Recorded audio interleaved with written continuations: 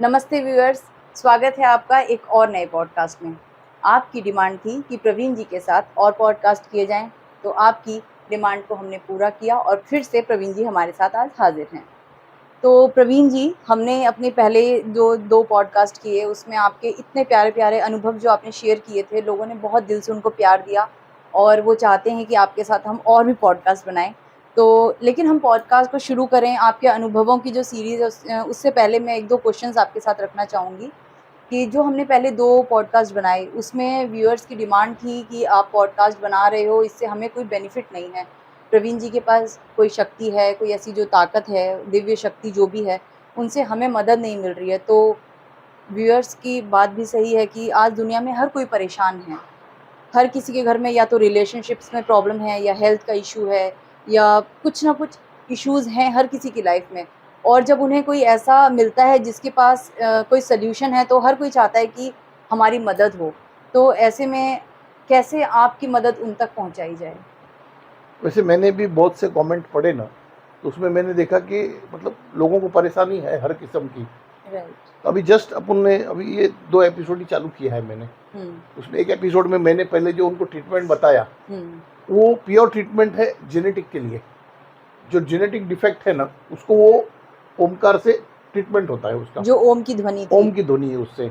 और वो जो ट्रीटमेंट है ना, जो उनको बताया, उससे 2 चीज़ हो रहा है। एक तो उनका बॉडी का भी क्लींजिंग हो रहा है, प्लस उनका घर का भी जो है ना, वो वाइब्रेशंस क्लियर हो रहे हैं। और दूसरा जो है कि इंडिविजुअल लोगों का अगर हम बताने जाएंगे, तो आज हमने जस्ट शुरू किया है। अभी इन्होंने ओमकार का चालू किया है, तो इनका धीरे धीरे जो छोटे प्रॉब्लम है सब सॉल्व हो जाएंगे। जैसे किसी का घर का भी प्रॉब्लम है, भाई किसी का लड़का ठीक नहीं है, किसी का कुछ हस्बैंड का प्रॉब्लम है, तो जब ये जो एक ही जो ट्रीटमेंट बताया ओमकार का, ये आप जैसे शुरू करेंगे ना, तो इसका इफेक्ट आने में जो है ना, कम से कम 1-1.5 महीना लग जाएगा। उसके बाद आपको पता चलेगा कि अभी धीरे धीरे सब नॉर्मल हो रहा है। तो अब धीरे धीरे, हाँ अब जैसे कुछ लोग कहते हैं कि हमारा बिज़नेस ठीक नहीं चल रहा है या हाँ। हमारे साथ लाइफ में सक्सेस नहीं है, उनके लिए अच्छा, ये उसमें क्या होता है, अभी जैसे अगर मैं सिर्फ इलाज ही बताने लग जाऊंगा, तो ना उनकी समझ में आएगा और ना उनके काम में आएगा। तो जैसे जैसे इलाज तो हर चीज का है। आज इतने साल जो मैंने शक्ति के साथ गुजारे, तो इलाज तो हर चीज का है अपने पास। मगर वो जैसे अगर बोल दूंगा तो उनको लगेगा डॉक्टर है या कोई वैद्य है या क्या है, ऐसा तो कुछ है ही नहीं। अच्छा, स्पिरिचुअल जो इलाज है ना, वो जैसे जैसे आगे आगे गुजरते जाएंगे, उनको धीरे धीरे खुद का इलाज मिलते ही जाएगा। जैसे अभी आज हम बैठे हैं, तो आज मैंने वही कमेंट वगैरह सोच करके है ना, मैं ये सोच के आया कि आज भी एक इलाज बताऊंगा जिसकी दुनिया में आप समझ लो ना कि 30% लोगों को जरूरत है उस इलाज की। तो अभी अभी मैं एक जो आपको स्टोरी बता रहा हूँ ना, उसमें एक इलाज भी आ जाएगा। अभी मैं वही करूंगा कि जो स्टोरी में कुछ अगर लोगों का भी भला हुए, तो वो स्टोरी आप पहले बताऊंगा। ठीक है, तो बाकी बाकी अनुभव तो चलते रहेंगे। हाँ, तो लोगों का भला हुए ना, ऐसी स्टोरी आप पहले बिल्कुल, बताऊंगा। बिल्कुल, हाँ। तो ये समझ लो ना, मेरे यंग एज की बात है। तो उस टाइम में मैं सारे बम्बई में घूम घूम के एल्यूमिनियम का काम करता था। तो मेरे साथ मेरे वर्कर भी रहते थे। तो एक बार रात को मैं बुलेट लेकर के बॉम्बे से घर की तरफ जा रहा था, और करीब 10-11 बज गए होंगे, तो सब पेट्रोल पंप वगैरह बंद हो जाता है। तो मेरी गाड़ी को रिजर्व लग गया, पेट्रोल खत्म हुआ, तो मैं रिजर्व में डाल दिया। तो बुलेट जो है ना, वो रिजर्व में कम से कम 20-25 किलोमीटर चलती है। मेरे पीछे मेरा एक स्टाफ बैठा था। तो बोले सेठ, घर तक जाएगा ना गाड़ी? मैंने कहा आराम से जाएगा, क्योंकि मेरा घर तो 8-9 किलोमीटर था। मैंने कहा ये तो 20 किलोमीटर चलेगा अभी रिजर्व में आ गया तो बोले ठीक है। तो मैंने उसको रास्ते में ड्रॉप किया, तो मैं घर चला गया, और घर चला कर खाना वाना खा करके फिर सो गया। तो उस टाइम में क्या था, एक आदत था मेरे को कि जैसे रात को नींद खुल जाएगा ना, फिर वापस नींद नहीं आता था, तो मैं कहीं ना कहीं घूमने निकल जाता था रात को। हाँ, रात में। तो एक ऐसा शौक था कि हमारे घर से कम समझो ना कि एक 50 किलोमीटर दूर एक नित्यानंद बाबा करके उनका उधर मंदिर था। तो उनके बाहर जो है ना, ऐसे गर्म पानी के कुंड है। तो वो कुंड में मेरे को नहाने का शौक। तो ठंडी का टाइम में तो मोस्टली मैं निकल जाता था। तो उस दिन भी ऐसी हुआ कि रात को 2-2:30 बजे नींद खुल गई। तो मैंने कहा चलो अभी चलते हैं, बाबा के पास जाते हैं वहाँ पे। तो मैं क्या, बुलेट को आस्ते से धक्का मार के थोड़ा घर से लंबा ले गया। मैं स्टार्ट करूँगा तो घर वाले को पता चलता है कि ये जा रहा है कहीं रात को 2-3 बजे। और गया, मैं गणेशपुरी गया, वहाँ जा करके नहाया वाया, सब बाबा का दर्शन किया, फिर सुबह वापस आया। और उस टाइम में मतलब ऐसा पूजा पाठ के लिए कुछ नहीं था, एक इंटरटेनमेंट, गर्म पानी के उसमें आधा पौना घंटा 1 घंटा नहाएंगे, एकदम मजा आता था। तो वो इंटरटेनमेंट के हिसाब से फिर आ गया, सुबह गाड़ी रख दिया घर पे, फिर निकला दूसरे दिन काम पे। फिर उसी लड़के को वापस लिया साथ में जिसके साथ जाना था। वहां से हम लोग एक 5-6 किलोमीटर आगे गए, तो वो लड़के ने मेरे को पूछा, बोले सर पेट्रोल भरा क्या? अच्छा उसका पूछना, और गाड़ी बंद। और तकदीर था कि थोड़े दूर पे पेट्रोल पंप था, तो धक्का मार के मैं गाड़ी ले गया पेट्रोल पंप पे। अब मैं सोच में पड़ गया कि मैंने कहा ये फिर मैं रात को गणेशपुरी जाके कैसे आया, क्योंकि 50 किलोमीटर जाना, 50 किलोमीटर आना, 100 किलोमीटर, तो रिजर्व में तो 20 किलोमीटर का ही पेट्रोल होता है। तो ये ऐसे भी है कि जब आपकी भावना होती है और सामने वाले का लगाव होता है, तो उसके लिए फिर ये माध्यम का कोई प्रॉब्लम नहीं आता है, वो बगैर पेट्रोल के भी चली जाती है गाड़ी। मैं बोला अगर ये नहीं पूछता था तो ये ऐसे चलते रहता था गाड़ी, इसने पूछ लिया तो बंद हो गया। अच्छा ये किस्सा हो गया। इसके बाद में कुछ सालों के बाद में फिर मैं बाबा के साथ लग गया, साईं बाबा के दरबार में। तो मैं वहां पे जाना बंद कर दिया था, कम से कम 10 साल तक मैं नहीं गया वहां पे, नित्यानंद बाबा के यहाँ पे। एक दिन क्या हुआ, शाम के टाइम मैं खाना खाने के बाद जैसे सोने गया ना, तो मेरे को मतलब पेशाब आने लगा। तो मैं एक बार गया, फिर आधा घंटे के बाद दूसरी बार गया, 15 मिनट के बाद, ऐसे कम से कम 5-6 बार गया।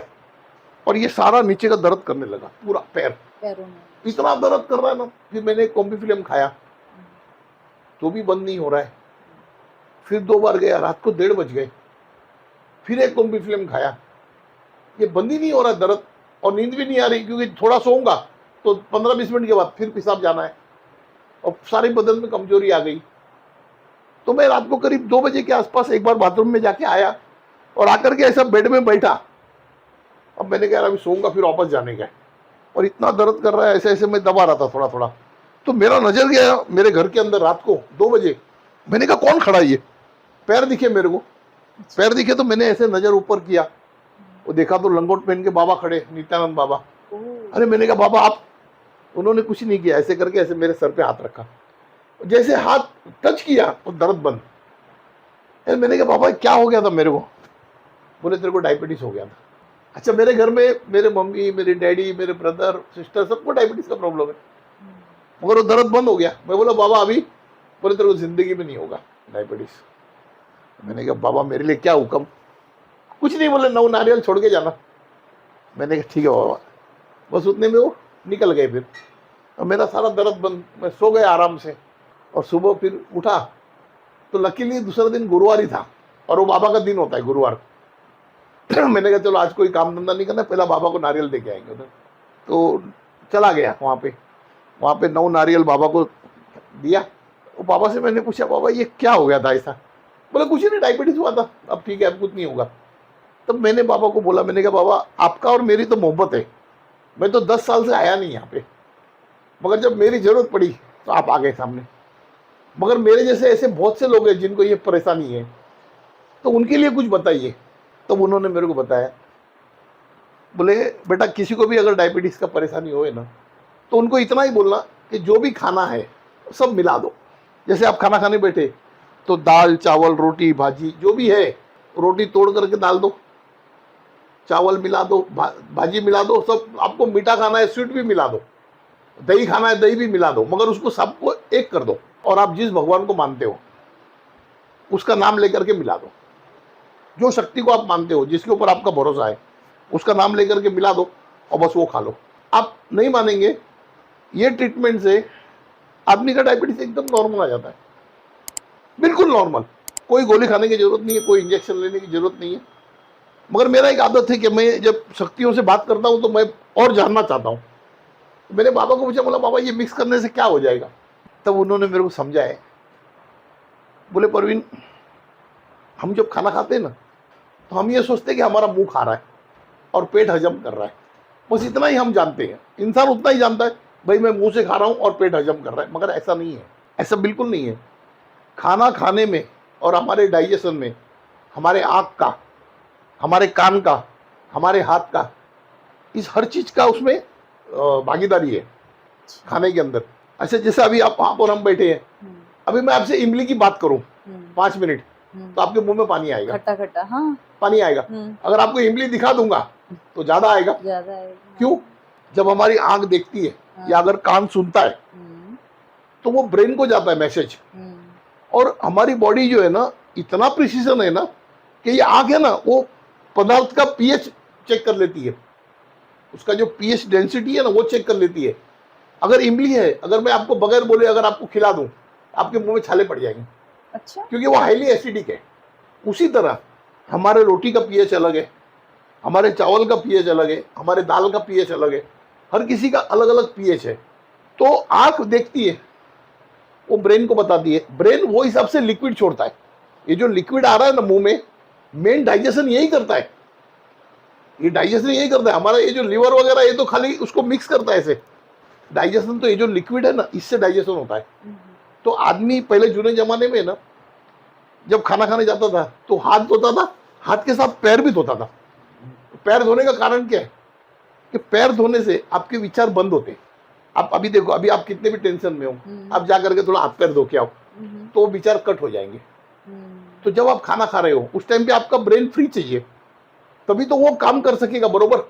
आंख देखेगा और वो विचार उससे निकलेगा, लिक्विड निकलेगा बरोबर प्रॉपर, और प्रॉपर लिक्विड निकलेगा और आप खाएंगे तो वो प्रॉपर डाइजेस्ट हो जाएगा।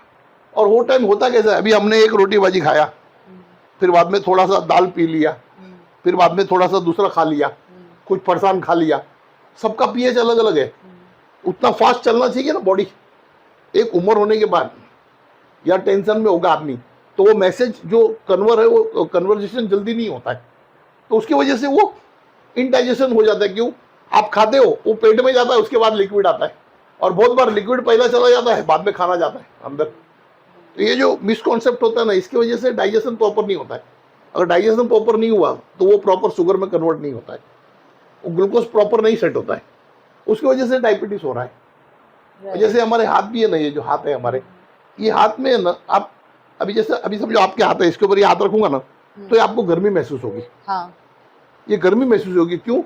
कि हमारे बॉडी का एक टेम्परेचर है, वो जो खाना हमने लाया या तो वो ज्यादा गर्म है या ज्यादा ठंडा है, मगर जब आप उसको मिलाते हो तो आप उसको बॉडी के टेम्परेचर से मैच कर दिया आपने। तो ये सब ऑल टुगेदर एक साइंटिफिक भी हो गया ना। 100% साइंटिफिक। और जो आध्यात्म है ना उसके अंदर प्योर साइंस है। जब उसको आप समझेंगे तो वो कोई भी, अगर आप कितने भी बड़े डॉक्टर को बिठाओ, साइंटिस्ट को बिठाओ, तो मैं उसको कन्विंस कर सकता हूँ कि साहब ये ऐसा ऐसा है। नो डाउट मैं डॉक्टर नहीं हूँ तो मैं चैलेंज नहीं, मगर मैं कन्विंस कर लूंगा, इतना मुझे पता है। क्योंकि जो साइंस मैं जानता हूँ वो इनसे बहुत आगे का है। जो साइंस मेरे को जो गुरु ने सिखाया वो ये अभी जो नॉर्मल साइंस है इससे बहुत आगे है, 4 स्टेप आगे है। तो अभी ये जो हाथ है ना हमारे, इसकी जो गर्मी है, अगर आपका खाना गर्म है तो वो ठंडा हो जाएगा, अगर आपका खाना ठंडा है तो गर्म हो जाएगा, तो नॉर्मल टेम्परेचर में आ जाएगा।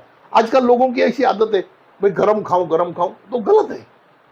क्योंकि जब आप गर्म खाते हो तो हमारे बॉडी का एक सिस्टम है, जब हम गर्म खाएंगे तो उसको ठंडा करने के लिए बॉडी अंदर से ठंडा हो रहा है, क्योंकि उसको खुद के टेम्परेचर के साथ मैच करना है। हाँ, अगर आप ठंडा खाओगे तो अंदर से बॉडी गर्म हो रहा है। आज एफिशिएंसी क्यों बढ़ रही है? जैसे ये मजदूर लोग हैं जो लोग डब्बा खाना ले जा रहे हैं, उनकी एफिशिएंसी हमारे से ज्यादा है बॉडी की। हाँ, बिल्कुल। क्यों ज्यादा है? क्योंकि वो ठंडा खा रहे हैं, उसके खाने को हजम करने के लिए बॉडी को गर्म होना पड़ रहा है। तो जब गर्म हो रही है तो उसमें शक्ति चार्ज हो रहा है। हम जो गर्म खा रहे हैं तो गर्म से तो हमारी बॉडी को ठंडा होना पड़ रहा है। तो हम तो मतलब ये सोच रहे हैं कि गर्म होगा तो जल्दी हजम होगा, तो हमारी सोच ही गलत है। क्योंकि बॉडी जो है वो रिवर्स काम करता है। तो इसका मतलब तो फिर जब सर्दियों में लोग जनरली तो गर्म ही खाना प्रेफर करते हैं, तो इसीलिए मतलब डाइजेशन में फिर सर्दी में क्या होता है, सर्दियों में आप गर्म खाने से आपको एक फील होता है कि मैं गर्म खा रहा हूँ, उससे आपकी बॉडी को मेहनत कम करना पड़ता है गर्म करने के लिए, वो अलग बात है। मगर आप गर्मियों में भी गर्म खा रहे हो, आप हर 12 महीने गर्म खा रहे हो, क्योंकि अंदर से तो उसको डाइजेस्ट करने के लिए तो गर्म होना पड़ेगा। तो ठंडी में उसको गर्म होने के लिए ज्यादा ताकत लगाना पड़ेगा। अगर आप ठंडा खाओगे तो उस वक्त थोड़ा सा गर्म खा लिया ठीक है, मगर नहीं खाओगे तो भी बॉडी में वो कैपेसिटी है। नॉर्मल खाओगे तो उसको खुद के टेम्परेचर में ले आएगा। अच्छा, ज्यादा टेम्परेचर लाने से भी उसका तत्व मर जाते हैं। आज कोई भी चीज अगर उसको आप ज्यादा भी गर्म कर दो तो उसके तत्व मर जाएंगे। तो ये जो सिस्टम है ना, तो ये इस तरीके से काम करता है। तो इसका मतलब ये हुआ कि जो आपने बताया कि जिनको डायबिटीज है वो मिक्स करके हाथों से हाँ, खाना मिक्स खाना है। करके, जैसा मिक्स कर रहे हैं ना, मिक्स करने का टाइम उसको देखते रहो। आपके देखने से ना वो हर चीज का पीएच की काउंट होता है। अगर यहाँ पे 1 कटोरी दाल है, 1 कटोरी चावल है, या 2 रोटी है, ये तो ये जो है ना, हमारे बॉडी का कंप्यूटर इतना फास्ट है ना, वो सबका पीएच कैलकुलेट करके वो गणित मार लेता है कि इसको कौन से टाइप का लिक्विड चाहिए। अच्छा, आपका एक स्वाद हो गया, स्वाद एक हो गया, अभी उसको हजम करने के लिए लिक्विड भी एक ही टाइप का चाहिए, अलग अलग चेंजेस नहीं चाहिए। तो वो बहुत अच्छा हो गया क्योंकि ब्रेन ने सेट कर दिया। अब अगर आपका खाना आगे पीछे भी जाता है तो कोई तकलीफ नहीं है, क्योंकि लिक्विड तो सेम ही जा रहा है, तो डाइजेशन तो होगा ही। जैसे बोलते हैं ना कि डायबिटीज हो गया तो वॉक करना पड़ता है, ये करना पड़ता है, कुछ नहीं करना पड़ता है। ये ऐसा खाना खाओ, आपका खाना प्रॉपर डाइजेशन हो गया तो आपका डायबिटीज गायब हो गया। आप अगर वॉक करते हो तो भी आप क्यों करते हो कि भाई डाइजेशन के लिए, तो मगर इससे अच्छा ये खाओ ना। बॉडी में सेल्फ सिस्टम है, डाइजेशन का सेल्फ सिस्टम है, वो आप चलने से डाइजेस्ट होगा ऐसा जरूरी नहीं है। और डाइजेशन का प्रॉब्लम निकल गया तो डायबिटीज का प्रॉब्लम निकल गया। ये उस दिन एक मेरे को गुरु ने बताया, नित्यानंद बाबा जो है ना, उन्होंने बताया। तो एक मेरा बोलना ये है कि अगर आप आज अगर कोई धार्मिक काम कर रहे हो या कोई साधना का काम कर रहे हो, आज अगर उसकी आपको कुछ बेनिफिट नहीं दिखे, मगर वो जब जरूरत पड़ेगी ना तब वो आपके पास आ जाएगा। हाँ। जैसे नित्यानंद बाबा के पास मैं 10 साल से नहीं गया था, मगर जब मेरे को जरूरत पड़ी तो आके खड़े हो गए तो निकल गया। हाँ। अच्छा, ये किस्सा होने के बाद में हमारे बहुत से दोस्त थे जो इंजेक्शन लेते थे, तो उनको मैंने बताया यार इंजेक्शन मत लो, ऐसा करो ये हो जाएगा ठीक। तो बिल्कुल 8-10 दिन के बाद में फोन आता है, बोले परवीन यार इंजेक्शन छूट गया, मतलब इंजेक्शन छूट गया उनका, इंसुलिन का। हाँ, इंसुलिन छूट गया। तो ये तो बात हुई जिनको डायबिटीज है और वो इस तरीके से खाना खाएं। तो हेल्थ का एक फैक्टर आपने कवर किया। हाँ, लेकिन ये बहुत बड़ा फैक्टर है। हाँ हाँ, ये जो है ना, ये अपने को लगता है ऐसा बहुत बड़ा फैक्टर है, क्योंकि हर 4 आदमी में से एक आदमी को है ये प्रॉब्लम। बिल्कुल बिल्कुल एग्री। और ये मैं आज जो बता रहा हूँ ना, एक तो मेरा खुद का डायबिटीज तो बाबा ने उसी दिन हटा दिया, मगर ये जब से उन्होंने बताया ना, तब से न जाने कितने लोगों का डायबिटीज जो है वो हट गया। हाँ, ये बहुत अच्छी आपने एक्चुअली सोल्यूशन दी है। मे भी बहुत सारे व्यूअर्स जिनको ये प्रॉब्लम होगी वो इससे, ये मैंने नहीं, ये गुरु ने बताया हुआ है कि भाई इस तरीके से ये होता है। तो और भी कुछ ऐसे ही टिप्स बताइए जिससे उन लोगों की, और भी जो हमारे व्यूअर्स हैं उनकी मदद हो सके। अगर और भी ऐसे कुछ टिप्स हैं, जैसे बिजनेस से रिलेटेड हो गया या हेल्थ, जैसे आपने बताया 9 नारियल चढ़ाने के लिए कहा था, ऐसा ही कुछ और वो बाबा ने तो जो है ना, वो जो आए तो मैंने पूछा मेरी क्या सेवा करूं, तो बोले 9 नारियल, मैंने कहा ठीक है चढ़ा दिया। अभी जैसे बिजनेस का बोलते हैं लोग, तो बिजनेस का अगर ज़्यादा परेशानी है उनको, तो सबसे बढ़िया है उसके लिए ना कि जैसे एक अपन ये जो आटा आता है ना, आटा रोटी का आटा, जो वो आटा ले लिया, उसके अंदर वो चीनी का बुरादा डाल दिए और थोड़े से काले तिल डाल दिए, 1 किलो का डब्बा ले लिया, वो हिला करके घर पे रख दिया। रोज़ जब सुबह निकलते हो काम पे तो 2 चम्मच जो है कागज़ में ले लो, और नीचे जाते हुए जहाँ भी झाड़ पेड़ के पास चींटियाँ दिखे वहाँ डाल दो। वो डालने से जो है ना, जो भी कुछ अपने जाने अनजाने में जो भी अपने से गलतियां हो रही है वो उसका सॉल्यूशन है। और एस्ट्रोलॉजी के हिसाब से लोग बोलते भी है कि भाई शनि ग्रह को जो है वो शांत करता है। मैं तो नहीं जानता हूँ एस्ट्रोलॉजी, मगर ऐसे सुना हूँ। मगर ये एक जो है ना, ये एक ट्रीटमेंट जो है ना, इससे थोड़ा बिजनेस अपना प्रॉपर हो जाता है। ये मैं मतलब ये आजमाया हुआ है थोड़ा सा। और अगर किसी को रिलेशनशिप्स में कोई इशू है, जैसे हस्बैंड वाइफ का, या इन लॉज के साथ कोई इशू है, या फैमिली का कोई इशू है, आपस में रिलेशनशिप में इश्यूज हैं, देखो फैमिली के जो इशू हो रहे हैं ना, उसके आध्यात्मिक तरीके से जब मैं देखने जाता हूँ ना, तो जैसे अगर 2 भाई हैं, 2 भाई के पितृ एक ही है, पितृ, हाँ, पितृ अलग नहीं है। जैसे आज अगर समझो मैं हूँ, अगर मेरे भाई से मेरा मन मुटाव है ना, तो मेरी जिंदगी में परेशानी रहेगी। अच्छा, अगर मेरे बहन से मेरा मन मुटाव है तो परेशानी रहेगी जिंदगी में। इसका कारण है, जो सुप्रीम के पास से जो गिफ्ट आती है ना अपने को, वो आती है पितृ के माध्यम से। अगर हमारी कोई परेशानी है, उसका सोल्यूशन जो है वो पितृ के माध्यम से ही आता है। और मैंने बहुत लोगों को देखा है कि जो वेल सेटल थे एकदम, यानी करोड़ों थे, मगर जब भाई भाई में झगड़ा हो गया तो उसमें एक रोड पे आ गया, एक सही रह गया। जिसकी सोच सही थी, मतलब जो गलत नहीं था, उसको कुछ नहीं हुआ, और जो गलत था तो वो परेशान हो गया। और अगर दुनिया में अगर कोई आदमी परेशान है रिलेशन में, तो उसने ये देखना चाहिए कि भाई जो मेरे भाई लोग हैं या जो मेरी बहनें हैं, उनसे मैं कौन से पोजीशन पे हूँ। अगर मैं उनसे नीचे हूँ तो बट नेचुरल मेरी गलती है, तो वो मान लेना चाहिए और वो गलतियों को सुधारना चाहिए। तो वो तब उसका वो स्पिरिचुअल मतलब उसका वाइब्रेशन जो है चेंज होगा। फैमिली अच्छा। और एक मेरे को जो बख्शिश है ना बाबा का, वो ज़्यादा करके मैं बीमारियों का मैं 100% बता सकता हूँ। मगर ये जो है ना, ये धंधे का और संसार का, ये मेरे को ये मैं मेरे दिले दिमाग से बताता हूँ। तो जैसे प्रवीण जी, कमेंट बॉक्स में बहुत सारे हमारे पास मैसेजेस भी आए कि किसी ना किसी को हेल्थ का इश्यूज है, किसी को पैरों का है, किसी को पेट से रिलेटेड इशू है, किसी को दिमाग से, कुछ ना कुछ तो है, हर किसी को इशू है हेल्थ। बहुत ज़्यादा मैसेजेस, और जो इनफैक्ट मेरे जो चैनल के नंबर पे भी लोग ये सोचकर मैसेज करते हैं कि शायद ये आपका नंबर है। बट व्यूअर्स को यही बताना चाहूँगी कि प्रवीण जी का नंबर तो पब्लिक में हमने शेयर नहीं किया है क्योंकि इनकी अनुमति नहीं है। तो चैनल के नंबर पर भी जो आप हमें रेगुलर मैसेजेस कर रहे हैं, हम आपकी उसमें कोई मदद नहीं कर पाते हैं क्योंकि हमारे पास कोई ऐसी शक्ति नहीं है कि हम मदद कर सकें। हाँ, लेकिन प्रवीण जी आप बताइए कि अगर किसी को हेल्थ से रिलेटेड, अभी आपने बताया वो वाला, एक सिंपल चीज बताता हूँ। हाँ, मेरे बातों में है ना ज्यादा आपको है ना जो एग्जांपल मिलेंगे। अभी आज समझो कि आपके घर में बहुत सारी चींटियां हो गई। अच्छा, तो आप एक एक चींटी को मारने बैठोगे तो कब तक मारोगे? बिल्कुल। अगर संसार में बहुत से लोग परेशान हैं तो हम एक एक लोगों को ठीक करने बैठेंगे तो कब तक करेंगे? हाँ। तो हम क्या करते हैं कि भैया आपको मेजर चीजेस बता दिया कि जैसे आपके घर में ये बैगऑन मार दो तो सारी चिड़िया एक साथ भाग जाएंगी या मर जाएंगी, जो भी है। जैसे हमने एक बता दिया भाई आप ओमकार का जाप कर लो। ओमकार का जाप करके आप जब पानी पीते हो तो छोटी मोटी बीमारियां एक दिन में तो नहीं जाएंगी, कम से कम आप महीना दिन प्रैक्टिस करो। अब मैं आपको गोलियां दूंगा, मैं बोलूंगा आप ये गोलियां खाओ, आराम हो जाएगा, तो कम से कम उसको एक पीरियड लगेगा। तो ऐसा हमारे जो वीडियो, जैसे 2 वीडियो हमने बनाए प्रवीण जी, उसमें बहुत बहुत कमेंट्स आए। कोई ऐसा कमेंट आपने पढ़ा जिसको आप आज पब्लिकली उसके लिए कोई सॉल्यूशन देना चाहेंगे? हाँ, एक मैंने पढ़ा था, उसमें ये बताए थे कि उनके मतलब सन को जो है ना आर्थराइटिस का प्रॉब्लम है। अच्छा। मतलब वो बेड रिटर्न ही है।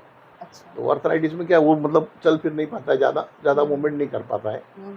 तो उसके लिए तो मैं सॉल्यूशन उनको मैं जो है वो तो प्लीज जरूर बताइए आप। अच्छा, पब्लिकली या फिर नहीं ऑनलाइन बताने का उसमें कोई? हाँ, तो अगर आप बता सकते हैं तो अगर वो वीडियो देखेंगे तो बहुत अच्छा है कि नहीं, और भी किसी को होगा अगर वो प्रॉब्लम तो वो भी ट्रीटमेंट कर सकता है, ऐसा कुछ नहीं। जरूर बताइए।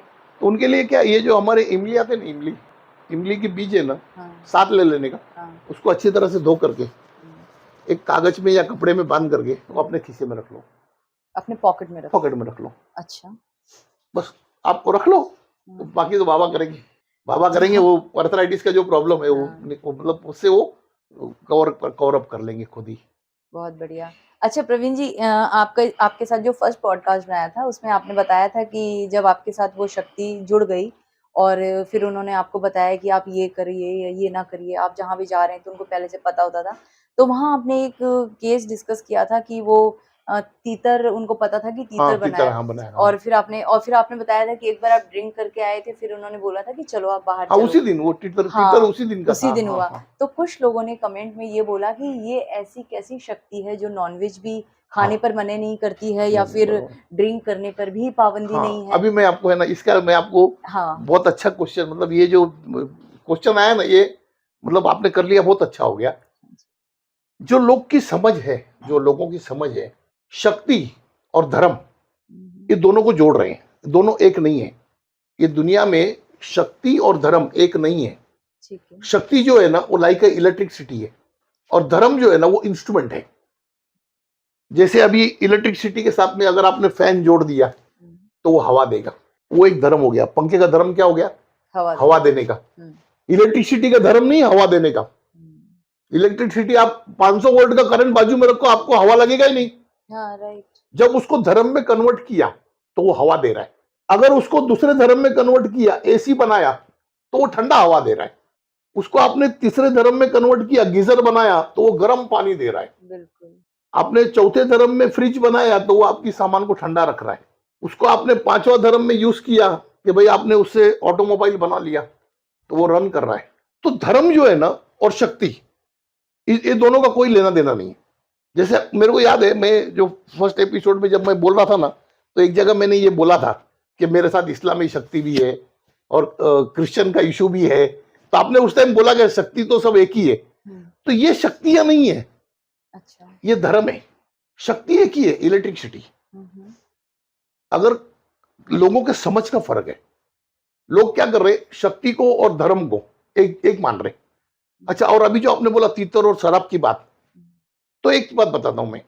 आपकी गाड़ी है, अब आप यहां से समझो कहीं जा रहे हो, अब उसमें पेट्रोल भरा और आप गए गाड़ी लेकर के, आप उतरोगे तो क्या वो पेट्रोल का छींटा है आपके बदन पे? नहीं। क्या वो पेट्रोल की खुशबू है आपके बदन में? नहीं है। और अगर आपने पेट्रोल की गाड़ी लेकर के वहां गए और उसकी जगह डीजल गाड़ी लेकर के गए, तो क्या फर्क है? उसी तरह ये जो हमारा जिस्म है ना, ये गाड़ी है, इसमें हम क्या खाते हैं, क्या पहनते हैं, क्या करते हैं, इससे आत्मा को कोई लेना देना नहीं है। आत्मा के उसके ऊपर कोई इफेक्ट नहीं आता है। अगर कोई ये बोल रहे हैं ना कि भाई ये नॉनवेज खाने से या शराब पीने से, शक्ति को उससे कोई फर्क नहीं पड़ता, क्योंकि शक्ति जो है ना वो इन सबसे परे है। वो ये एक सिंपल चीज है कि आज आपके कपड़े, आप कपड़े पहन के जा रहे हो, आप ब्लू कपड़े पहनो या सफेद कपड़े पहनो या काले कपड़े पहनो, उससे बदन को क्या फर्क पड़ेगा? कुछ भी नहीं। उसी तरह आपकी आत्मा है और उसका कपड़ा जो है वो शरीर है। जैसे हमारे शरीर का कपड़ा ये कॉटन है, उस तरह हमारी आत्मा का कपड़ा शरीर है। तो शरीर में हम नॉनवेज शरीर बनाए या वेज बनाए, अच्छा आप नॉनवेज खाओगे तो खून ही बनेगा, उसके अंदर कोई केमिकल नहीं बनेगा। हाँ, अगर कोई खून देख करके बता सकता है कि ये नॉनवेज का खून है, ये वेज का खून है, तो मैं जानूं। धर्म का जो गठन हुआ है ना, वो परिस्थितियों के हिसाब से हुआ है। खाना पीना भी जो है ना, वो धर्म के हिसाब से सेट किया गया है। एक व्यापारी आदमी है, तो व्यापारी आदमी का क्या होना चाहिए कि उसका दिमाग गर्म नहीं होना चाहिए, उसको गुस्सा नहीं आना चाहिए, तब तो व्यापार डेवलप होगा। इसलिए वो वस्तु नहीं खाता है जिससे गुस्सा आता है। जैसे नॉनवेज खाने से एग्रेशन हो जाता है थोड़ा, हीट बढ़ जाता है, तो वो क्या करता है, सात्विक फूड खाता है। और उसमें भी जो बड़े बड़े बिजनेसमैन है, जो जैन है, वो कांदा लहसुन भी अवॉइड करते हैं, क्योंकि उसमें भी गर्मी है। बिल्कुल। वो कारण वो है, उससे आत्मा का शक्ति का कोई लेना देना नहीं है। आदमी क्या कर रहे हैं कि धर्म और खाना पीना और शरीर, ये सबको जोड़ के चल रहे हैं। सब धर्म ने ना अपने आप को श्रेष्ठ बताने का कोशिश किया। जब आप अपने आप को श्रेष्ठ बताने की कोशिश करते हो, तो आप दूसरे को जो है वो कम बताने की कोशिश कर रहे हैं, या किसी को हम ऐसा बता रहे कि ये क्या कर रहा है। बोलना कुछ चाहता है मगर उसकी समझ में नहीं आता। आज किसी को भी अगर आप पूछो, जैसे अभी मैं एक छोटी सी कहानी बताता हूँ कि मैं एक बार गया हुआ था कलकत्ता साइड में, तो वहां पे वो नवरात्रि के दिन जो है ना वो बलि देते हैं, तो सब बलि वली दिया। बाद में मैंने महाराज को पूछा, मैंने कहा महाराज ये बलि क्यों देते हैं, आपको पता है? बोले हाँ, बोले वो माँ को ये करने के लिए देते हैं। मैंने कहा नहीं, तो उनको पता ही नहीं है बलि क्यों दे रहे। हमें पता है, हम बता सकते हैं बलि क्यों दे रहे। जब आप बलि देते हो ना, जब आप बलि देते हो तो आसपास की जो असुरी शक्तियां हैं वो उसको खाने के लिए आती हैं, और उसी टाइम जो है वो माँ जो है ना उनका संहार कर दी। उनको पता ही नहीं है, बलि दिया तो उसका जो खून निकला वो खाने के लिए जो आजू बाजू में जो दुष्ट आत्माएं थी, नेगेटिव एनर्जी, वो वहां पे आई, और उसी टाइम सामने से माँ ने उनको प्रहार किया, तो वहां की नेगेटिविटी दूर हो गई। इनको क्या लगता है कि हमने माता जी को बलि चढ़ाया करके, ऐसा नहीं है। उनको पता नहीं है कि ये किस लिए। तो वो पंडित जी उस दिन बोले नहीं, आप बोल रहे हो तो सही बोल रहे हो। मैंने कहा यही कारण है, और कोई कारण नहीं है। तो इंसान बहुत से धर्म ऐसा पाल रहे हैं ना, उनको पता ही नहीं है मैं क्यों पाल रहा हूं। और जब तक है ना, आप जब तक अगर आपके दिलो दिमाग में नफरत और ग्रीन बोलते हैं ना, जैसा ये ऐसा नहीं है, ऐसा नहीं, तब तक तो आप आध्यात्मिक के क्लास में पैर भी नहीं रखे हो। हाँ। अच्छा, बातें करोगे कितनी भी आध्यात्मिक, मगर जब तक आपके अंदर से घृणा नहीं निकलती किसी के लिए, वो चाहे कोई तत्व होवे, चाहे कोई इंसान होवे, चाहे कोई धर्म होवे, तब तक आप आध्यात्मिक से बहुत दूर हो। और आपको अधिकार भी नहीं है अध्यात्म के बारे में जानने का या बोलने का, क्योंकि अगर आपने रेनकोट पहन के रखा है तो आप कितने भी बारिश में चले जाओ, आप तो भिजोगे नहीं, क्योंकि आपने पहले ही रेनकोट पहन के रखा है। धर्म का रेनकोट, नॉनवेज का रेनकोट, दारू का रेनकोट, कुछ नहीं है। आपकी आत्मा को कुछ नहीं लगने वाला है। आपकी आत्मा जो है ना, वो चित्त शांत होगा ना, तब वो परमात्मा से लगेगी। अभी ये जो शराब की बात की है ना, अभी तो मैं आपको एक शराब का किस्सा सुनाता हूँ। हाँ। जो शराब का किस्सा है, यंग एज में तो मैं खाता पीता था, वो तो मैंने सब मतलब ओपन है, मेरा कोई चीज छुपा हुआ नहीं है। तो एक बार एक मद्रास से हमारे फ्रेंड आए थे और एक फ्रेंड हमारे बाजू वाले थे। हम लोग 3 जन जो है ना वो चले गए बार में पीने के लिए। तो सब डांस वांस कर रहे थे, हमने भी 2 पैक पी लिया। उतने में एक डांसर आई और डांसर ने आकर के ना वहां पे फोटो रखा था बाबा का, उसके ऊपर ऐसे 50 रुपए रखी। वो लोग सब जितने डांसर आते हैं ना वो नाचने से पहले उधर पैसा रखते हैं। तो उसने रखा तो मेरे दिल से ऐसी आवाज निकली, मैंने कहा बाबा आप भी इधर है क्या? एक निकल गई और तुरंत जवाब आया सामने से, अरे बोले यहाँ तो मेरी ज्यादा जरूरत है। और मैं बोला यार ये क्या हो गया, वो ये क्या हो गया, यहाँ तो ज्यादा जरूरत है मतलब? अरे मैंने कहा बाबा सॉरी, मैं मतलब कंफ्यूज हो गया, मैं अपना पीने लग गया। अरे नहीं नहीं, बोले मैं हूं यहीं पे, तेरे को पर्चा दूं? अरे मैंने कहा बाबा माफ करो, मेरा गलती हो गया, अब मैं पीने बैठा था, मैं गलती हो गया मेरे से। और थोड़ी देर के बाद में एक वेटर आया, मेरे को बोलता साहब आपने कौन सा अत्तर लगाया है? अच्छा, वो इत्र जो इत्तर, हाँ। खुशबू, हाँ। अरे मैंने कहा मैं नहीं लगाता इत्तर। अरे नहीं साहब, बोले तुम्हारे यहाँ से बहुत अच्छी खुशबू आ रही है। अरे मैंने कहा मैं लगाता ही नहीं इत्तर। ऐसा हाथ लगाया, उसके हाथ में बास आने लगी। वो बोले अरे इसके कपड़े का हाथ लगाओ तो बास आता है। अब जो आ रहा है वही मेरे कपड़े नोच रहा है। अरे इतना हो गया कि वो होटल के अंदर जहां पे सिगरेट और शराब की बास आनी चाहिए थे, वहां पे अत्तर की बास आ रही पूरे होटल में। इत्र की खुशबू थी। पूरे इत्तर इत्तर की खुशबू। होटल का सेट आया और राजू सेठ मेरा पहचाना था। अरे बोलता है परवीन ये क्या लगा के आया? तो बोले पूरी होटल महक रही है। अरे मैंने कहा मैं कुछ नहीं लगाया। और उसमें एक दो जन तो ऐसे बदमाश थे ना, मेरा जूता भी ले गए, बोले जूते में भी बास आ रही। मजाक बना दिया वहां पे। मैं कैसे भी करके जान छुड़ाया, मैंने कहा यार इनको बिल दो और चलो। अब बिल देके निकले, नीचे आके गाड़ी में बैठे और गाड़ी में जैसा मैंने गाड़ी स्टार्ट किया तब तो वो भी बोलने लगा, जो मद्रास से आया था, वो बोले अरे गाड़ी के अंदर भी खुशबू आ रही है। मैंने कहा बस कर तू, अभी होटल की खुशबू बंद नहीं हुई तो गाड़ी के अंदर खुशबू ला रहा है। उनको छोड़ा घर पे, फिर वहां वहां उनको छोड़ के फिर मैं मेरे घर गया। मेरे घर गया तो मेरी बहन ने दरवाजा खोला। अरे मेरी बहन बोलती है, बोले परवीन कौन सा अत्तर लगाया, क्या खुशबू आ रही है? अरे मैंने कहा तू छोड़ यार, अभी मैं 1 घंटे से अत्तर में परेशान हूँ। और सो गया। हाँ। सो गया, दूसरे दिन सुबह उठा तो मेरे को याद आने लगा, मैंने कहा रात को क्या हो गया था ऐसा खेल, इतना अत्तर का खेल। उस टाइम आप यकीन नहीं मानेंगे, ये उंगली में ना दोपहर तक खुशबू आ रही थी। तब मेरे को खुद को महसूस हुआ कि उस टाइम पे तो मैं पिया हुआ था। दूसरे दिन दोपहर को मैं ऐसा उंगली गई ना तो खुशबू आ रही थी अत्तर की, जबकि मैं कभी जिंदगी में अत्तर वापरता ही नहीं। तो ये जो लोगों को लगता है ना कि भाई भगवान सिर्फ मंदिर में है, ऐसा नहीं है। भगवान हर कहीं है। अगर तुम्हारा दिल दिमाग आत्मा साफ है तो भगवान कहीं भी है। अच्छा, उसके बाद में एक घाटकोपर में एक हमारे रहमान भाई करके थे, तो ये किस्सा मैंने उनको बताया। मैंने कहा 4 दिन पहले ऐसे किस्सा हो गया मेरे साथ। अरे बोलता है परवीन, मतलब वो इस्लामिक थे, उनका अलग तरीका बात में करने।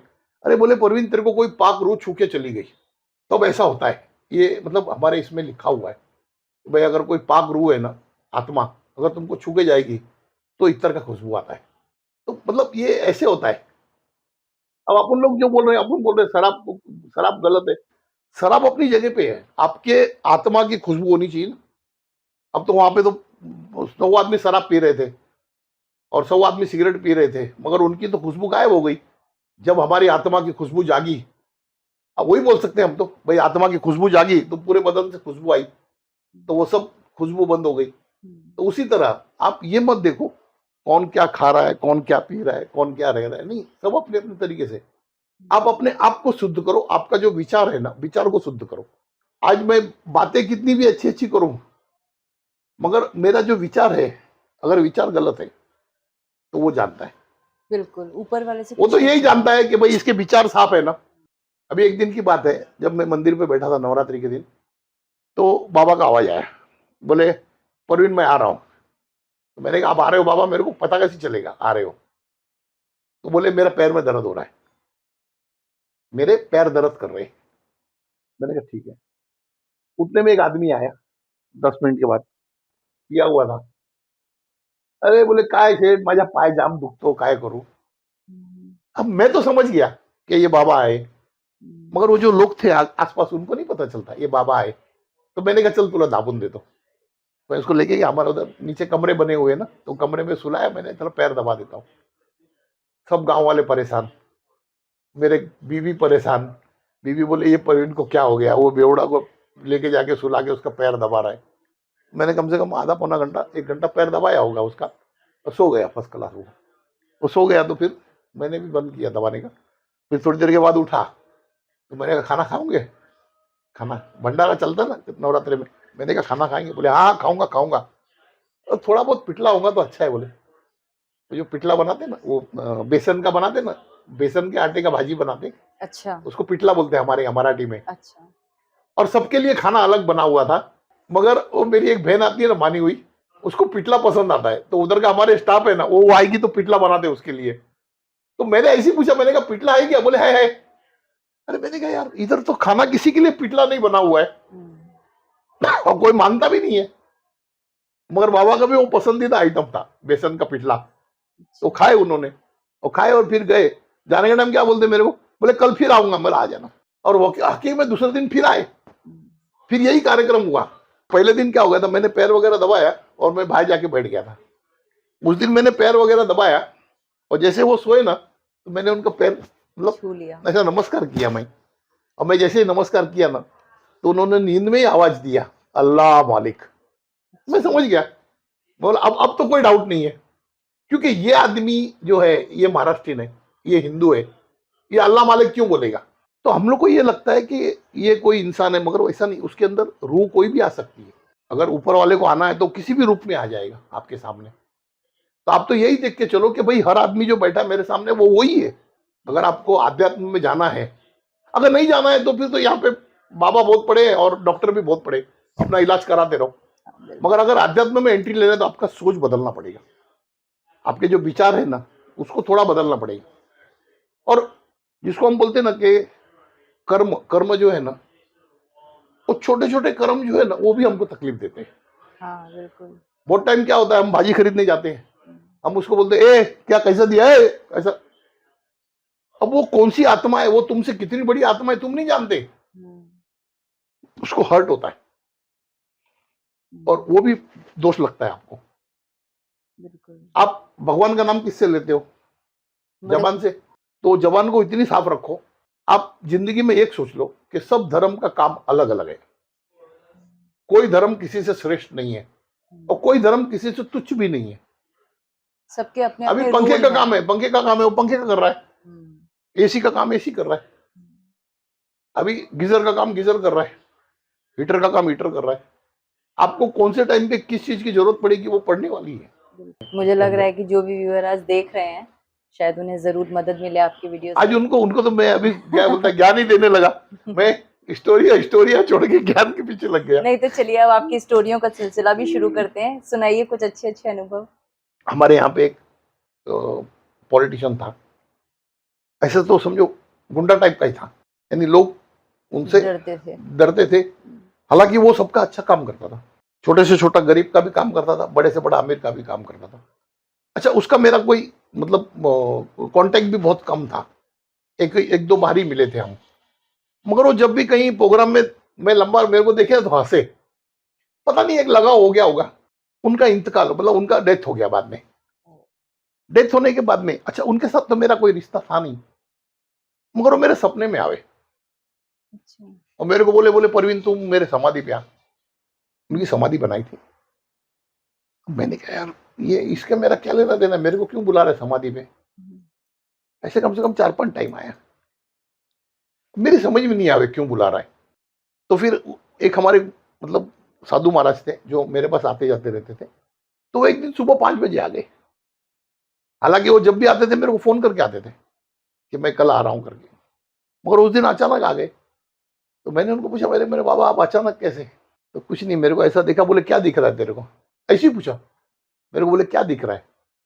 मैंने कहा बाबा ऐसे ऐसे है, एक पॉलिटिशियन था गुंडा था और वो मर गया और वो मेरे को बार बार दिख रहा है। तो बोले उसके पास शक्ति है, वो तेरे को देना चाहता है, अगर तेरे को चाहिए तो जा उसके समाधि पे। मैंने कहा मेरे को तो कोई जरूरत नहीं शक्ति की। बोला मेरा बाबा की एक ही शक्ति मेरे लिए काफी है, और कोई शक्ति की मेरे को जरूरत ही नहीं है। तो बोले फिर एक काम करना, अभी कब के दिखेगा तो बोलना या मेरे को नहीं चाहिए। क्योंकि जब भी दिखता था बोले समाधि पे आ कुछ देता हूँ तेरे को, ऐसा बोलता था। मैंने कहा ठीक है, बस उतना बोले और चाय नाश्ता करके चले गए। फिर बाद में दूसरे दिन फिर सपने में आया, मेरे को बोले तू आ समाधि पे, तेरे को कुछ देना है। मैंने कहा मेरे को कुछ नहीं चाहिए, मैं नहीं आऊंगा, इतना बोला मैंने। तो फिर वो धुआं हो गया, सपने में गायब हो गया। और वो जैसे ही गायब हुआ तो वैसे माता जी दिखे मेरे को, दुर्गा माता, वो शेर के ऊपर। मेरे को बोले उसको मिलने नहीं आएगा, मेरे को तो मिलने आ। मैंने कहा माँ आपको मिलने आता हूँ। बोले जहां मेरे को बिठाता है ना वहीं आ जा। अच्छा, वही आदमी उनको बिठाता था, उनका भगत था ना वो, जहाँ जिस जगह पे बिठाता था, नवरात्रा करता था। मैंने कहा ठीक है मैं आता हूँ। बोले कल दोपहर को 1 बजे आ जा, टाइम बोले। मैंने कहा आता हूँ। अच्छा, उस टाइम पे मैं व्हाइट एंड व्हाइट कपड़ा ज्यादा पहनता था, व्हाइट पैंट व्हाइट शर्ट। तो ड्राइवर को मैंने बोला, सुबह में जब आया तो मैं घर से नीचे उतरा, मैंने कहा चलो वहां जाना है जहाँ पे माता जी को बिठाते। तो वो गाड़ी लेके गया, अभी तो वहां तक पहुंचा भी नहीं, रास्ते में था गाड़ी। और मैं देखा सामने माता जी खड़े। मैंने उसको बोला गाड़ी रोक, गाड़ी रोका और उतर करके मैं ऐसे साष्टांग प्रणाम किया माता जी को। तो वो ड्राइवर परेशान, आजू बाजू के लोग परेशान, सब पहचानते ना। बोले इसको क्या हो गया, ये ऐसे क्यों सो गया रोड के ऊपर, एक तो सफेद कपड़े, सो गया। माता जी ने आशीर्वाद दिए। फिर उठ के मैं वापस गाड़ी में आके बैठा, फिर घर आ गया। तो ये जो एक कहानी है ना, अच्छा उससे पहले मेरे को माता जी के दर्शन कभी नहीं हुए थे। बाबा के होते थे, माता जी के कभी नहीं हुए थे। फिर उसके बाद माता जी के दर्शन हुए। तो तब मेरे को ये समझ में आया कि हम जिसको समझ रहे नहीं ये गुंडा है या ये है, उनके पास भी अपनी शक्ति है। जब आपके पास शक्ति आती है तो आपको विचलित करती है कि भाई तुम राज करो लोगों पे, या तुम अपना रुतबा बढ़ाओ, या मान सम्मान करो। अगर उसमें लग गया आदमी तो वो शक्ति जो है उसको उस तरफ ले जाएगी, पतन की तरफ ले जाएगी। अगर उसमें नहीं लगा और वो अपने भक्ति में रह गया तब वो महात्मा की तरफ जाएगा। ये एक मेरा आध्यात्मिक अनुभव था कि जिसमें मैंने साक्षात पहली बार माता जी को और वाक को भी देखा। तो ये इस तरीके के ऐसे अनुभव, ऐसे बहुत अनुभव हुए। मैं जब भी शिरडी जाता था मैं बाबा के पास, तो मैं सिर्फ भंडारे में खाना खाता था। भले मैं होटल में रुकता था मगर खाना खाने को भंडारे में जाता था, बाबा का प्रसाद खाने के लिए। बाहर होटल में नहीं खाता था। तो एक दिन हम लोग गए तो थोड़ा लेट हो गया, 10 बज गए थे। तो वो भंडारे का टिकट काउंटर बंद हो गया। रात के 10 बजे? रात के 10 बजे। अच्छा। तो रात को 10 बजे बंद हो जाता है। अच्छा। तो मैंने कहा यार आज अपने को भूखा ही सोना है, अभी खाना नहीं मिलेगा। तो उतने में ड्राइवर क्या बोलता है, बोले सेठ उधर पीछे बोले प्रसाद बट रहा है भिखारी लोग को। अरे मैंने कहा कहाँ बट रहा है, बोले पीछे मत चलो। तो हम गए पीछे की तरफ, तो वहां देखा तो सब भिखारी लाइन में बैठे थे, वो खाना बट रहा था बाबा का। अब मैंने कहा तो प्रसाद है, अपन बैठो। बैठ गए हम भी। तो किसी ने जाकर के ट्रस्टी को बता दिया होगा, बोले वो फरीद भाई पीछे बैठे भिखारियों के साथ में खाना खाने को। तो आगे दौड़ के, अरे बोले तुम यहाँ क्यों बैठे, चलो अंदर। मैंने कहा छोड़ो ना यार, अभी काउंटर बंद हो गया अभी। अरे बोले तुमको कौन पूछता है काउंटर, चलो अंदर। मैं नहीं, आज इधर ही खाऊंगा, फिर दूसरी बार अंदर खाऊंगा। तो वहीं बैठ के खा लिए, वो खा लिए। तो वो जितने भिखारी थे ना वहां पे, वो सबके मतलब मेरी यारी दोस्ती हो गई। उसके बाद तो जब जब मैं शिरडी जाता था ना, तो कभी तो कोई भिखारी कुछ लाके दे देवे, केला लाके दे देवे, कभी कोई कुछ लाके दे देवे। अच्छा, उनको क्या हो गया, एक अपना ये अपना आदमी हो गया। अब कहाँ भी बैठूं तो आकर के बैठ जाए बाजू में, बातें करने लगे। मतलब आप शिरडी में इतने फेमस हो गए हो? नहीं, उस टाइम पे, अभी की नहीं बात, पहले की बात कर रहा हूँ मैं। उस टाइम पे मैं बहुत ज्यादा था शिरडी। अरे उस टाइम पे तो ऐसा था ना कि अगर मैं होटल में रुका और वो गांव वाले को पता चला ये होटल में आया है, वो नीचे सब गांव वाले जमा होंगे ना, तो जो गोंदकर था ना, वो बोलता था परवीन शेठ आलेत का वरती। बोले काय झालंय काय, बोले सगळे गांव वाले बाहर बसलेत। वो मिलने को आ जाते सब, तो उनको अच्छा लगता था। तो ये मतलब अपन जिसको सोचते हैं ना भिखारी, मगर उनके पास जो चीज है ना वो किसी के पास नहीं है। एक दिन मैंने ऐसी एक भिखारी को मैंने पूछ लिया, अरे मैंने कहा हल्ली बाबा कुठे बसतात रे, दिसत नाहीत। मेरे को आस्ते से बोलतात तो गावच्या मागच्या बाजूला तो एक झाड आहे ना तिकडे बसतात। बोला ठीक है। फिर मैं वहां से उठा और चल के गांव के बाहर गया, तो झाड़ के नीचे देखता हूँ तो बाबा बैठे हैं। मैं जाके बाजू में बैठा। मेरे को बोलते हैं क्या रे, बोले वो भिखारी ने भेजा क्या। बोला हाँ। बोले हकीकत है। वो अपने को ऐसा लगेगा, मगर उनकी कनेक्टिविटी हमसे ज्यादा है ना, उनके आगे का कोई पीछे। उनको तो पेट भर गया ना, तो बाकी वो जो लालची भिखारी होते हैं वो आता लगे, मगर उसमें से कुछ ऐसे हैं कि जो अपना पेट भर गया तो फिर बैठे रहते बाबा का नाम लेके। उनको कोई चिंता नहीं होती है। ऐसे ऐसे ऐसे भी किस्से हुए। एक बार तो ऐसे किस्सा हुआ कि एक गांव में बैठक लगाया था, जैसे पहले बैठक में बताया था, बैठक लगाता था, तो सब लोगों का सवाल जवाब दे दिया। फिर मैं उठ के जैसे गाड़ी में बैठने गया ना, तो उतने में एक दौड़ दौड़ के आया गांव वाला। अरे अरे शेठ बोलता, शेठ माझा काम होता, माझा काम होता. अरे मला तुझा काम 2 दिवसात होईल, जा बोला, ऐसा बोल दिया. अब उसका क्या काम था वो भी मेरे को मालूम नहीं. वो बाबा ने बोल दिया जा 2 दिवसात होईल. तो बोलता 2 मिनिटं थांबा, 2 मिनिटं. मला काय झालं? अरे बोलतो त्या बँकेवाल्यांनी फाईल परत दिली, बोलो मला ट्रॅक्टर देत नाहीत. अरे म्हटलं देल, जा तू 2 दिवसात देल तुला. मैं चला मतलब गया. इसका हिंदी में थोड़ा समझाए. उसने ना एक ट्रैक्टर के लिए एप्लीकेशन किया था बैंक में. अच्छा. तो वो किसी कैटेगरी में नहीं बैठ रहा था, तो उन्होंने फाइल वापस दे दिया इसको. तो बाबा ने उसको बोल दिया कि 2 दिन में मिल जाएगा तेरे को. अभी जो फाइल वापस हो गई है वो कैसे 2 दिन में मिलेगा? अब मैं भी वो चीज को भूल गया. उसके बाद में कुछ ऐसा हो गया कि मैं 3 महीना 4 महीना में गया ही नहीं शिरडी. फिर जब गया मैं 5-6 महीने में, उनको मालूम पड़ा गांव वाले को कि मैं आया हूं करके, तो वो आ गए सब दौड़ के. तो वो मेरे को बोलने लगा, गांव वाले बोलने लगे, बोले सेठ तुम आया नहीं और इसको ट्रैक्टर मिल गया 2 दिन के बाद, और वो तब से ट्रैक्टर चला ही नहीं रहा. बोले ऐसे ही खड़ा रखा है. बोले जब आएगा बाबा तब चलाऊंगा. बोले 3 महीने से ऐसे ही खड़ा है ट्रैक्टर. मैंने कहा ये क्या बात हुई? फिर गए उधर गांव में, तब बात से बात निकली ना. उधर के बैंक वाले क्या करते, ट्रैक्टर लाते खुद के बैंक में और ट्रैक्टर हैंड ओवर करते हैं इनको. तो वो किसी और के लिए लाए थे, तो उसकी फाइल ही डुप्लीकेट थी, तो वो कैंसिल करके, तो इसकी तो कम से कम ओरिजिनल थी. तो इसको बुला के घर से ले जा करके 2 दिन के बाद ट्रैक्टर दिए इसको. मतलब जो बाबा ने कहा था वो हाँ बोल दिया. अच्छा सुना भी नहीं था, ऐसे ही बोल दिया था बाबा ने. बोले 2 दिन में हो जाएगा, जा तेरा काम. तो फिर बोले बोले बाबा बोले आप पूजा करो तब मैं इसको चालू करूंगा. मैंने कहा ठीक है. तो अभी मैंने कहा इसका ट्रैक्टर को नजर नहीं लगे किसी का, तो मैंने काला दोरा लिया, वो काला दोरा बांध के उसको दे दिए. तो फिर वो ट्रैक्टर चलाने लगा. ये बात को हो गई कम से कम 10 साल. फिर 10 साल के बाद लकीली एक दिन किसी और के घर में बैठा था मैं, गांव वाले के, तो ये भी आ गया वहां पे. तो बैठा, फिर मैंने कहा, मैं पूछा, बोले ट्रैक्टर तेरा बराबर चल रहा है क्या? बोले सेठ एक ही ट्रैक्टर मेरा ऐसा है कि जिसका इंजन नहीं खुला ये सब गांव में. बोले आज तक इंजन नहीं खुला, बाकी सब ट्रैक्टर का बोले काम निकला, मेरा गाड़ी का नहीं निकला है. बोले बाबा ने ऐसा कृपा कर दिया. ये उनका आशीर्वाद है. तो प्रवीण जी देखिए, इतनी सारी तो हो गई हमारी ज्ञान की बातें. अब हम फिर से वापस आते हैं आपके अनुभवों पर, क्योंकि लोगों को बहुत अच्छे लगते हैं आपके सत्य अनुभव सुनना. नहीं वो क्या, एक बार जो वेव्स चल गया ना ज्ञान का, तो उसमें से बाहर आने में वापस थोड़ा टाइम लगता है वापस कहानी में आने के लिए. अभी मैं कहानी एक ऐसी बताता हूँ बाबा की, कि हमारे घर में एक माहौल ऐसा हो गया था ना कि बाबा बाबा बाबा, ये सब लोग बोले सच में है क्या, इसका दिमाग खराब हो गया. जब देखो बाबा बाबा बाबा बाबा चल रहा है. तो बाबा क्या करते थे उस टाइम, बहुत टाइम के बोलते थे परवीन मैं आराम करूंगा. तो मैं क्या करता था, मेरे बेडरूम में ना चादर चेंज करके और 1 गिलास पानी और 1 गिलास दूध ऐसा भर के रख देता था और दरवाजा बंद कर देता था मैं. हालांकि उस टाइम हमारे पास एसी वगैरह नहीं थे घर में, मगर बंद कर देता था, पंखा स्लो कर देता, रख देता था. तो फिर 1 घंटा 2 घंटा कभी 3 घंटा बाबा आराम करते थे. फिर बोलते थे परवीन अब मैं जा रहा हूँ, अब जाता हूँ.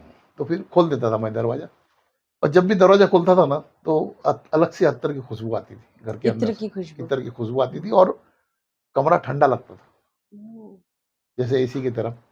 और फिर क्या करते थे, वो जो दूध और पानी था ना उसको मिला करके और सबको प्रसाद करके हम लोग पी लेते थे. मगर वो पीने में नारियल का टेस्ट लगता था, जैसे नारियल का टेस्ट आ रहा था. तो ये सब घर वाले बोलते थे यार, बोले इसको क्या हो गया है, कभी बोलता है बाबा आ रहा है, कभी बोलता है. अच्छा कभी तो रात को आ जाता था, रात को बाबा बोले मैं आ रहा हूँ, तो मैं बेडरूम से बोले सबको चलो अभी अपन बाहर सोते, बाबा इधर सोएंगे. ऐसे किस्सा चलता था. अब एक दिन ऐसे हो गया कि मैं मेरे कंस्ट्रक्शन साइट पे था और मेरा थोड़ा पेट में गड़बड़ हुआ, तो मैं घर पे आया. घर में आके एक बार बाथरूम गया, फिर आके बैठा, फिर वापस ऐसा हो रहा था कि वापस जाऊंगा. फिर उतने में बाबा का आवाज आया, बोले परवीन मैं आराम करूंगा. अब मैंने कहा अभी मैं बाथरूम जाके आया हूँ, फिर अभी इनके लिए सब काम करना है, तो या तो मेरे को नहाना पड़ेगा, और मगर मेरे को वापस दिल हो रहा है वापस जाना है बाथरूम में. तो मैंने वाइफ को बोला, मैंने कहा यार एक काम कर तू जरा थोड़ा वो बाबा का काम करते, बाबा सोने आ रहे. वाइफ बोले क्या यार तुम भी है ना, तुम्हारा दिमाग नहीं. मैंने तू जान दे नहीं दिमाग ना, तू उतना कर दे. तो गई अंदर, तो उसने बेडशीट निकाला, और लकीली क्या हुआ था कि 8-10 दिन पहले ही जो है ना मेरा सेरेमनी था शादी का, तो मेरी एक बहन ने नया बेडशीट दिया था, तो उसने वो नया बेडशीट बिछा दिया बेड के ऊपर और वो दूध पानी रख दिया वहां पे, और फिर दरवाजा बंद करके बैठ गए हम लोग। तो उसके बाद में ऐसा हुआ कि मेरा पेट का तो कोई गड़बड़ी नहीं है, सब ठीक हो गया है। फिर मैं टीवी देख रहा था, पिक्चर हॉल में बैठ के, कोई बाथरूम बाथरूम आया ही नहीं मेरे को। फिर थोड़ी देर के कम से कम 1.5-2 घंटे के बाद में बाबा बोले परवीन अब मैं जाऊंगा। तो मैंने वाइफ को बोला, मैंने कहा बाबा जा रहे हैं, खोल दे बेडरूम और वो प्रसाद ले ले सब लोग के लिए। अब वो गई बेडरूम में, अब 2-5 मिनट हो गए, आई नहीं रही है। अरे मैंने कहा इसको क्या हो गया, तो मैं गया पीछे तो देखता हूँ तो रो रही है। अरे मैंने क्या रो रही है, अरे बोले सच में बाबा आके गए। मैंने कहा तेरे को दिखे क्या, बोले नहीं दिखे नहीं, मगर ये देख बेडशीट कैसा हो गया है, पूरा बेडशीट ऐसे जैसे कोई आदमी सो के जाएगा। नया बेडशीट था, पूरी क्रम्बल हो गई। हाँ। बोले थे कैसा हो गया बेडशीट, और रूम पूरा एकदम एयर कंडीशन सरी का ठंडा और खुशबू आ रही है। तो मैंने कहा तो मैं इतना दिन आपको बोल रहा था तो तुम लोग को झूठ लग रहा था, बाबा आ रहे। बोले नहीं सच में आ रहे। वो बाबा ने उनको यकीन दिलाने के लिए वो मेरे पेट में गड़बड़ किया नहीं तो मैं ही करता था जाके। फिर हमने नारियल पानी ले लिया। फिर उस दिन से है ना, जब भी मैं बोलता था ना बाबा आ रहे, तो बोले हाँ बराबर आ रहे, क्योंकि उन्होंने खुद ने देखा ना ऐसे हो रहा है करके। ये ऐसे किस्से होते थे बहुत बार। प्रवीण जी, आपको कभी ऐसा नहीं लगा कि मैं कितना भाग्यशाली हूँ जो ऐसी शक्ति मुझसे बात करती है, मुझसे जुड़ी है, मेरे घर पर आ रही है, सो रही है, मुझे मेरी पूरी फैमिली को एहसास दिला रही है? क्योंकि इस एहसास के लिए हम पूरी जिंदगी तरसते रहते हैं कि ऊपर वाले की कभी हमें भी एहसास हो। आपको मैं एक बात बताऊं ना कि शायद लोगों को अभी अजब लगेगा, मतलब मेरी सोच कभी इस तरह की थी नहीं कि कोई मेरे पे भरोसा करे या कुछ। अच्छा, मेरे को ऐसा मजा आता था, अपने आप में आनंद में रहता था। अभी ये तो मैं अभी अभी बोलना चालू किया सारा, नहीं तो पहले बाबा का हुक्म ही नहीं था बोलने का।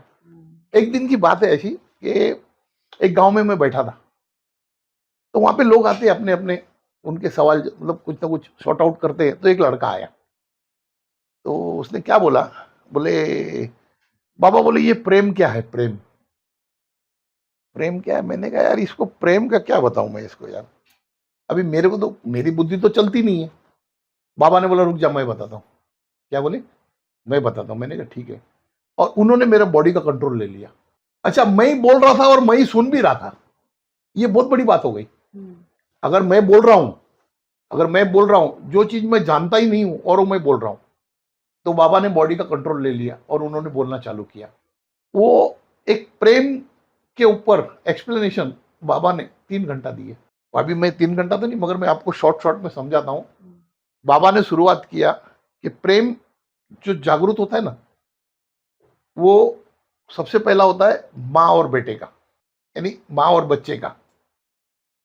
फिर उसके बाद में बच्चे का और माँ के दूध का प्रेम जागरूक होता है, क्योंकि वो बच्चे को अच्छा लगता है। फिर उसके बाद में उसका प्रेम जो है ना, वो खिलौनों पे जागरूक होता है। फिर उसके बाद उसके पिता पे जागरूक होता है, क्योंकि खिलौना कौन लाके देता है, पिता लाके देता है, तो वो प्रेम जागरूक होता है। ये तो मैं बहुत शॉर्टकट में बता रहा हूँ, बाबा तो बहुत खुल के बताए थे। फिर उसके बाद में उसका प्रेम जो है वो अपने भाई बहनों पे जागरूक होता है, यानी उनके लिए प्रेम जागता है कि ये मेरा भाई है, ये मेरा बहन है। फिर उसके बाद में उसका प्रेम जागरूक होता है यार दोस्तों के लिए, भाई ये दोस्त बन गया। जैसे जैसे बड़ा होता है आदमी, वैसे वैसे उसका प्रेम जागता है और वो बदलता भी जाता है। मतलब वो उसका प्रेम की व्याख्या जो किया ना बाबा ने, वो इस तरीके की है। फिर उसके बाद में धीरे धीरे उसको अपने मोहल्ले से प्यार होता है, अपने घर से प्यार होता है कि भाई मेरा घर उधर है, भाई ये मेरा मोहल्ला उधर है, मेरा गांव उधर है। फिर मेरे गांव की नदी है, वो नदी से भी प्रेम होता है आदमी को, खुद के गांव की नदी से भी, खुद के गांव के डोंगर से प्रेम होता है। यानी ऐसे इतने प्रकार बताए ना प्रेम के उन्होंने, कि भाई लास्ट में मतलब देश से प्रेम होता है अपना। फिर उससे बाद में पूरे कायनात से प्रेम होता है इंसान को, भाई एक इंसान को सब इंसानों से प्रेम होता है, ये सब बताया। और उनके बाद में ये सब प्रेम है, उनके बाद में एक और प्रेम बताए। बोले एक प्रेम और भी होता है कि जो मर्द को औरत से होता है, औरत को मर्द से होता है, मगर उसकी व्याख्या नहीं है, वो प्रेम नहीं है, वो अट्रैक्शन है। बोले एक औरत मर्द अगर 20 साल साथ में रहे और उसमें से एक गुजर गया, तो दूसरा है ना उसके साथ में एक रात नहीं बिता सकता, उसको आजू बाजू के 4 आदमी लगते हैं। क्यों? ये कैसे प्रेम हुआ? जो चैतन्य था ना अंदर, वो चैतन्य के वजह से प्रेम था। वो चैतन्य चला गया तो वो मुर्दा हो गया, उसको तो देख के डर लग रहा है। हाँ, जबकि मैं 25 साल इसके साथ रहा, बिल्कुल, बिल्कुल। मगर जहां वो उसने जहां चैतन्य चला गया वहां प्रेम खत्म हो गया, वो निर्जीव हो गया। मगर उसी की जगह तुम्हारे निर्जीव डोंगर से तुमको प्रेम है, तुम्हारे घर में जो सामान है निर्जीव उससे प्रेम है, मगर इससे नहीं है। क्यों? इससे जो प्रेम था ना, वो जब तक जिंदा था तब तक स्वार्थ से प्रेम था, बहुत सुंदर बात है निस्वार्थ प्रेम ये। नहीं था। हाँ, और बाकी सब जो प्रेम है ना वो निस्वार्थ है। जो बाकी प्रेम है, माँ के साथ में है, भाई के साथ में है, गांव के साथ में, वो निस्वार्थ है। मगर इसी एक प्रेम में जो है ना ये स्वार्थ जागृत हुआ। ये इन्होंने 3 घंटा प्रवचन दिया और बड़ा मजा आया मेरे को भी। और वो लड़का भी, मतलब उसके फेस के ऊपर से लगा कि कुछ बड़ा टेंशन से वो रिलीज हो गया, कहीं किसी के प्रेम में पड़ गया होगा तो रिलीज हो गया उसमें से। ऐसे बहुत बार होता था। जैसे अभी एक बार रात को हम गाड़ी लेके निकले शिरडी जाने के लिए, निकले तो शाम को थे, मगर रास्ते में ट्रैफिक वाफिक लग गया, रात हो गई।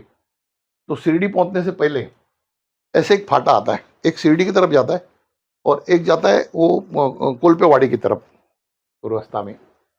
तो जब वहाँ मैं बाबा का नाम स्मरण कर रहा था आंख बंद करके, तो उतने में बाबा ने आवाज मारा, बोले लेफ्ट को ले। मैं ड्राइवर को बोला लेफ्ट को ले, और ड्राइवर बोलता है सेठ शिरडी राइट के साइड में है। मैंने कहा तू लेफ्ट को लेना, बाबा बोल रहे। तो उसने लिया लेफ्ट को, मेरी आंखें बंद। वो जा रहा है जा रहा है जा रहा है, गाड़ी लेके जा रहा है जा रहा है जा रहा है। फिर उसके बाद में बाबा ने अचानक बोला, बोले अभी राइट मार। तो मैंने उसको बोला राइट मार राइट मार, बोलता है साइड राइट में रोड ही नहीं है। अरे मैंने कहा है, ले तू राइट में। तो उसने जैसे ही गाड़ी राइट में घुमाया तो एक रोड दिखा, कच्चा रोड। तो बोले सेठ कच्चा रोड है, मैंने जाने दे। मैं आंख बंदी, आंख खोला नहीं था, मैं बाबा का नाम ले रहा था। वो जा रहा है जा रहा है जा रहा है आगे। वो बोलता है सेठ ये झाड़ी के अंदर से जा रहा है, दोनों बाजू से झाड़ है, बीच में से गाड़ी जा रहा है, जंगल है ये है। मैंने कहा तू जाने दे, बाबा बोल रहे जाने दे। गया गया गया, एक जगह में जाके रोड ही खत्म हो गया। बोलता है सेठ रोड खत्म हो गया। मैंने बाबा क्या करूं? बाबा बोले उतर 108 कदम जाके बैठ, आंख नहीं खोलना बोले। अब मैंने कहा ठीक है। अब मैं गाड़ी से उतरा, आंख बंद थी, ये रात के कम से कम 1:30 बजे होंगे। चलते चलते गया, 108 कदम गया, वहां जाके बैठ गया। वो ड्राइवर तो मेरा गाड़ी बंद करके बैठ गया चुप, वो बाहर निकलने की ताकत नहीं है। वो बोले यहाँ कहाँ निकलूं अंधेरे में जंगल में। और मैं जाकर के वहां बैठ गया झाड़ के नीचे। बोले बाबा बोले नाम स्मरण कर, कुछ नहीं। अच्छा मेरे को भी नहीं मालूम झाड़ है, वो भी नहीं मालूम। बैठ गया, बोले बैठ गया बैठ गया, नाम स्मरण करने लगा। तो उतने में मेरे को 2 नाग दिखाई दिए। उसमें से एक नाग फिर बाद में मरा हुआ दिखाई दिया और एक समाधि दिखाई दिया मेरे को। तो फिर मैं नाम स्मरण में लग गया, तल्लीन हो गया। कब पता नहीं, तो समझो ना 4-1 बज गए होंगे, 3:30-4 बज गए। तो उस टाइम पे किसी ने आके ऐसे मेरे पैर को छुआ, तो मैंने आंखें खोली तो सामने एक बुढ़ा आदमी था। तो वो ऐसे पैर पड़ने लगा, क्योंकि उस टाइम पे मैं कपड़े ऐसे सफेद लुंगी और ये पहनता था ना, तो उसको लगा कोई महात्मा बैठा है। अचानक मेरे मुंह से आवाज निकला, मैंने कहा वो सांप को किसने मारा? मैं बोला। बोलता मैंने नहीं मारा, मैंने नहीं मारा। बोलता है वो उसने मारा बोलता है सांप को। मैंने कहा समाधि किधर है? बोले उधर है समाधि। तो सामने एक समाधि थी, तो मैंने देखा समाधि है करके। मैंने कहा आप यहाँ पे क्या कर रहे हैं? बोले मैं यहाँ पे वो बोरवेल चलाता हूँ पानी का। बाजू में नदी था, ऐसा बड़ा नदी था, नदी के किनारे पे उधर रोड खत्म हो गया था। और जब मैंने पीछे मुड़ के देखा तो औदुंबर का झाड़, बड़ा औदुंबर का झाड़, जो दत्त भगवान का झाड़ बोलते हैं ना।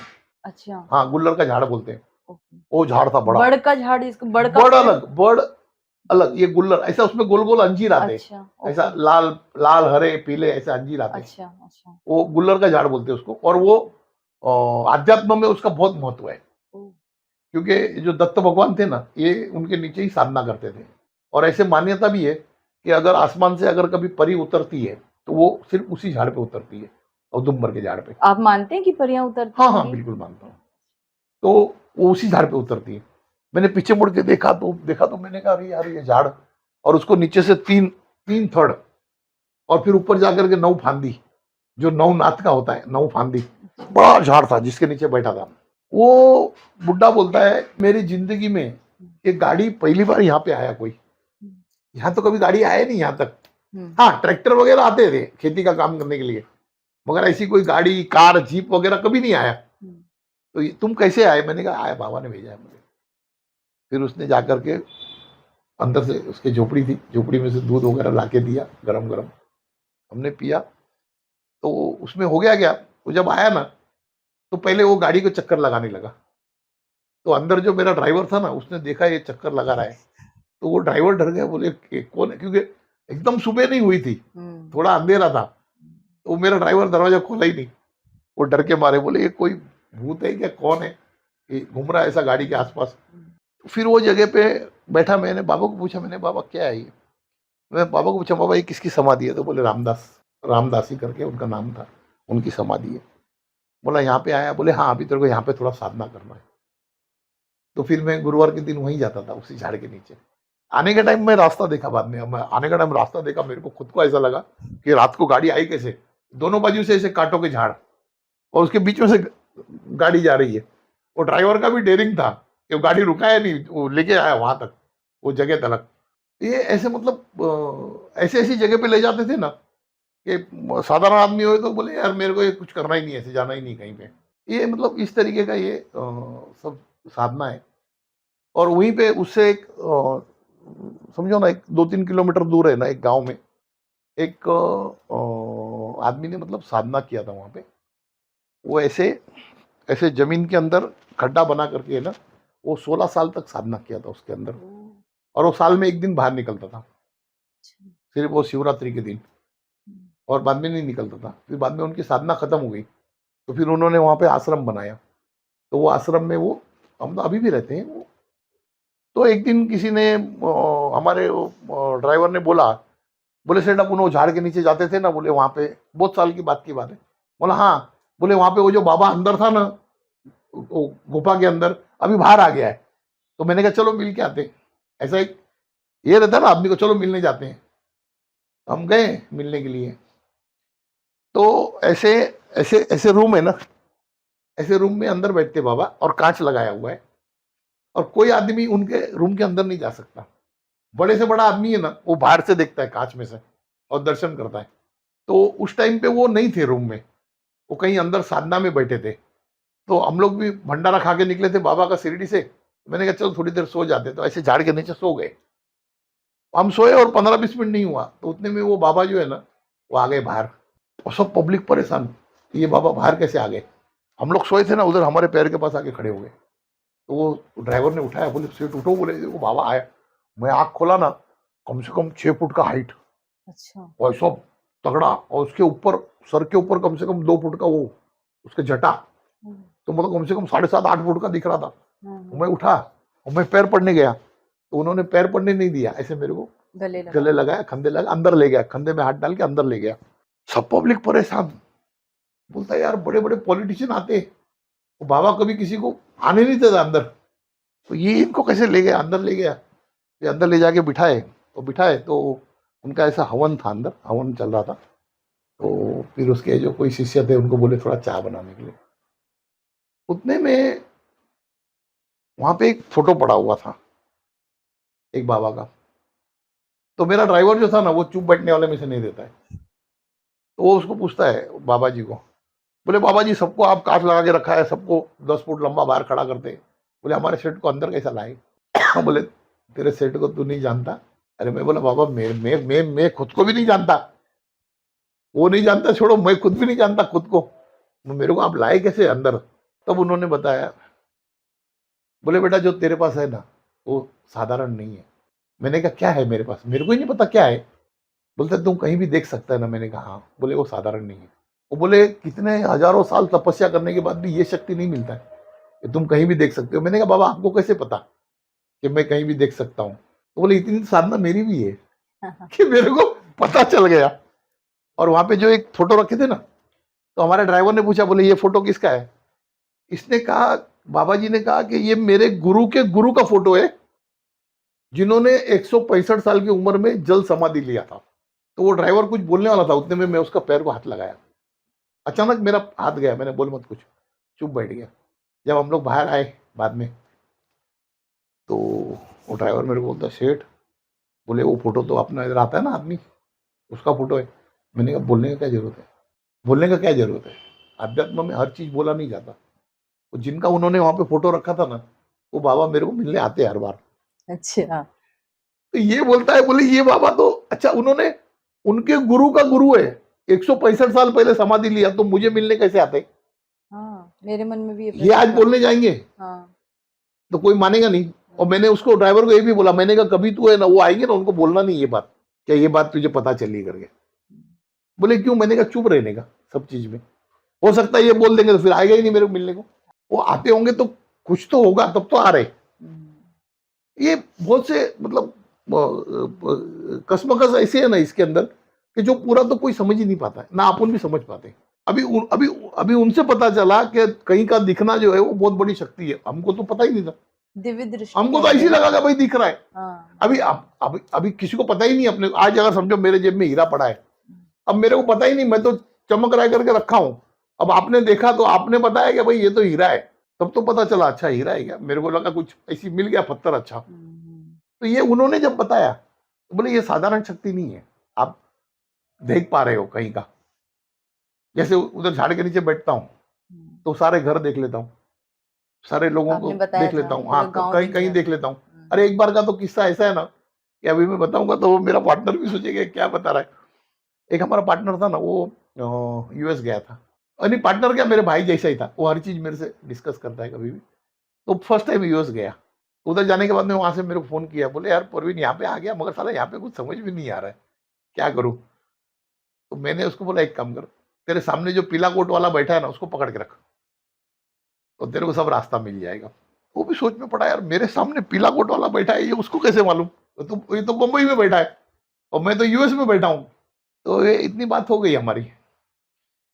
और आगे जाने के बाद भविष्य में साल भर के बाद में वो जो पीला कोट वाला बैठा था ना वो यूएस एशिया बिजनेस फोरम का चेयरमैन बना, और जो मेरा पार्टनर था वो वाइस चेयरमैन बना। ये कहानी है।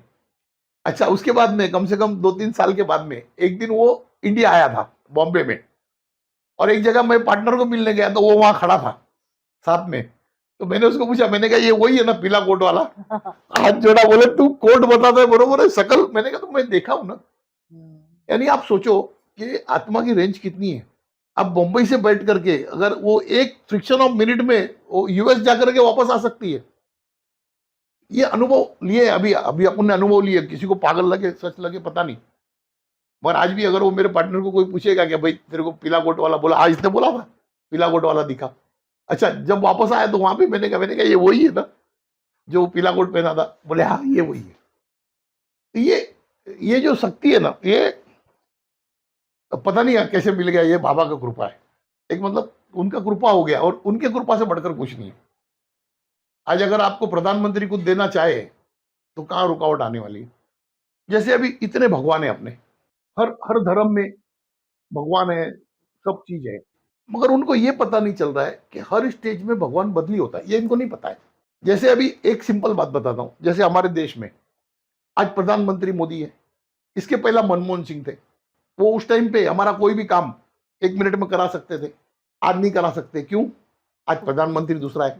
आज भी वो करा सकते हैं मगर उनको कराने में टाइम लगेगा, क्योंकि उनको इनको रिक्वेस्ट करना पड़ेगा। पावर कम हो गई। नहीं, रिक्वेस्ट करना पड़ेगा, पावर नहीं है, मगर एक रिस्पेक्ट रहेगा तो ये काम कर देंगे।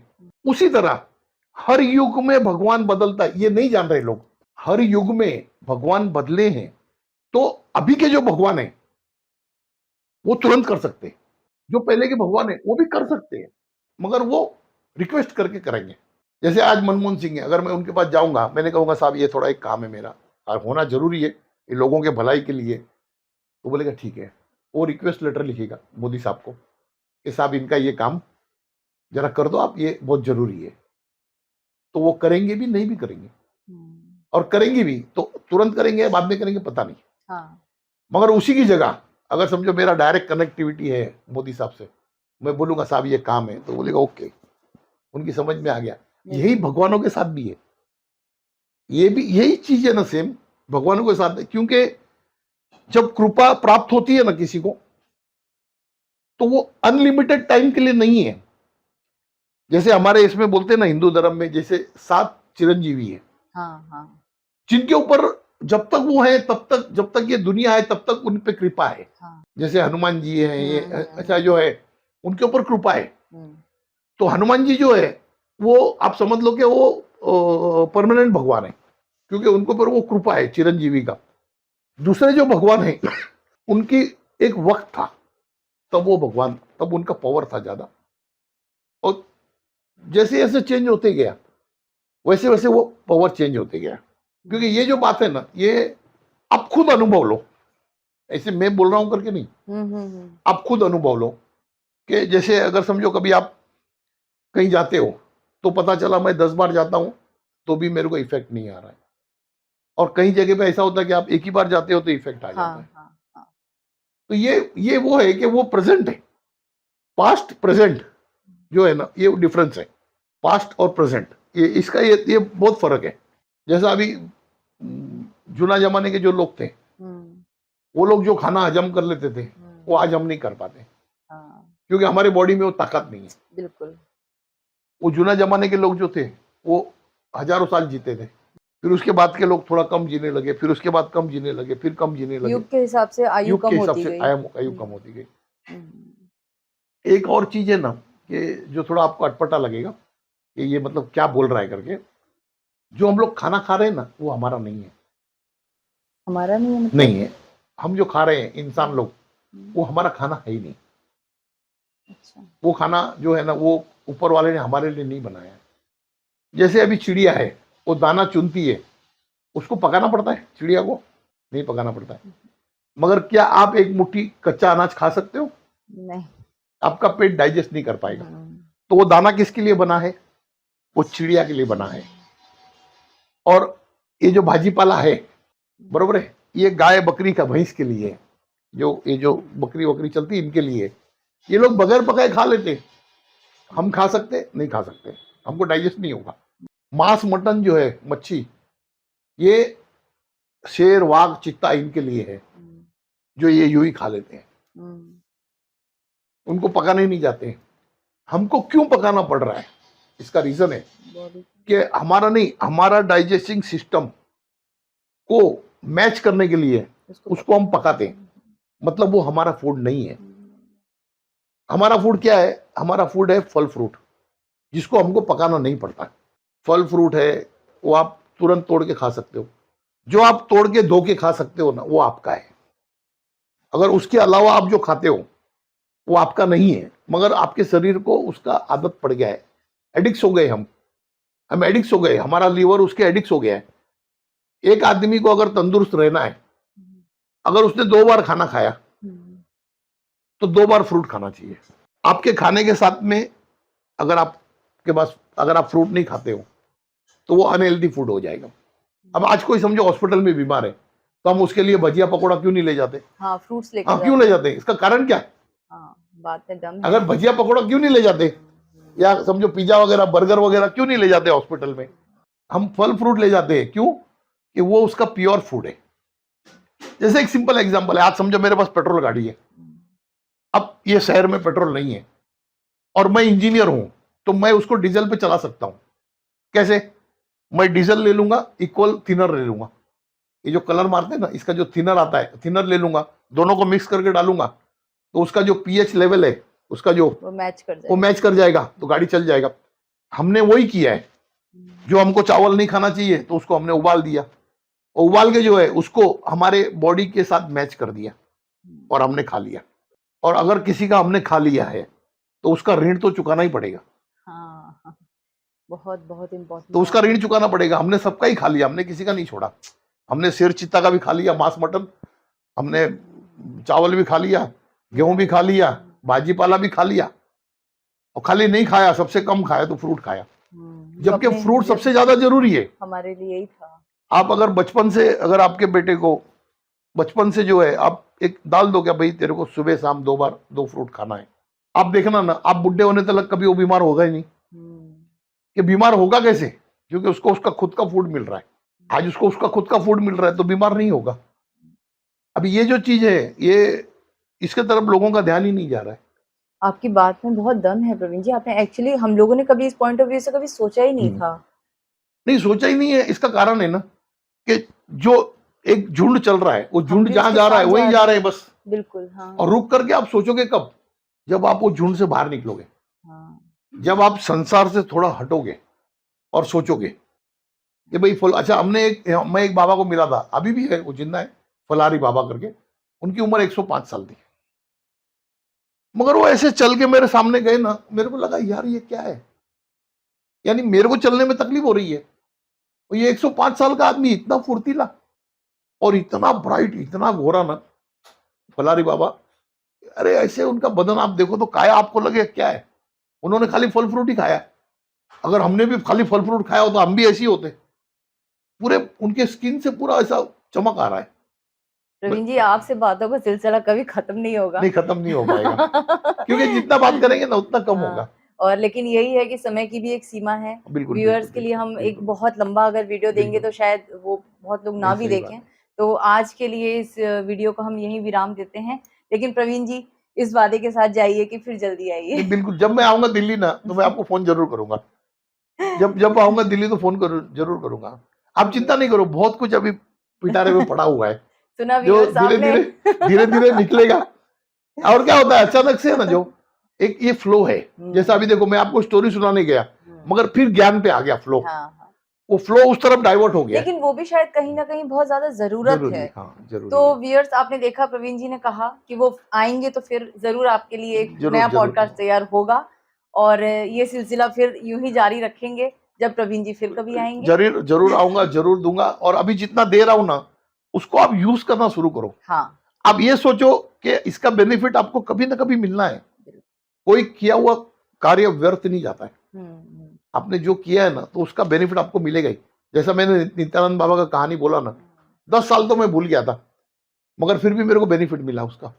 तो उसी तरह आप कर्म किया करो। और ये जो मैंने पानी का जो बताया है ना, ये यकीन नहीं मानेंगे, ये आज मैं नहीं बोल रहा हूं, एक जमाना आएगा जब साइंटिस्ट खुद बोलेंगे कि ये वाइब्रेशन किया हुआ पानी जो पिए ना वो जेनेटिक है ना, जेनेटिक प्रॉब्लम दूर करेगा।